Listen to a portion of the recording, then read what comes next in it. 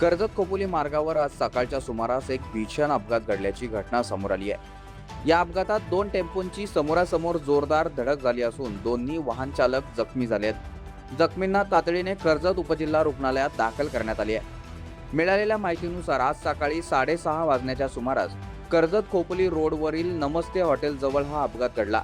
पुण्याकडून मुरबाडच्या दिशेने जाणारा आयसर कंपनीचा टेम्पो आणि कर्जतहून खोपोलीकडे जाणारा टाटा इंट्रा हे दोन टेम्पो एकमेकांना समोरासमोर धडकले।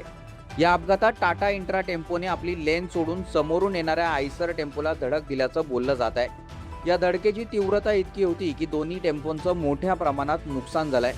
या अपघातात आयसर टेम्पो चालक सचिन पाटकर वय 42 राहणार उल्हासनगर तसेच टाटा इंट्रा चालक आकाश गोरे वय 26 राहणार पुणे हे दोघे जखमी झाले असून त्यांच्यावर कर्जत उपजिल्हा रुग्णालयात उपचार सुरू आहेत। दरम्यान अपघात झालेले ठिकाण अत्यंत धोकादायक वळण म्हणून ओळखले जाते। यापूर्वीही या ठिकाणी अनेक अपघात घडले असल्याची माहिती स्थानिकांकडून मिळत आहे। त्यामुळे या मार्गावर वाहन चालवताना विशेष काळजी घेण्याचे आवाहन करण्यात येत आहे। अन्यथा निष्काळजीपणामुळे अशा दुर्घटनांना सामोरे जाऊ लागू शकते। या घटनेची नोंद कर्जत पोलीस ठाण्यात करण्यात आली असून पुढील तपास सुरू आहे।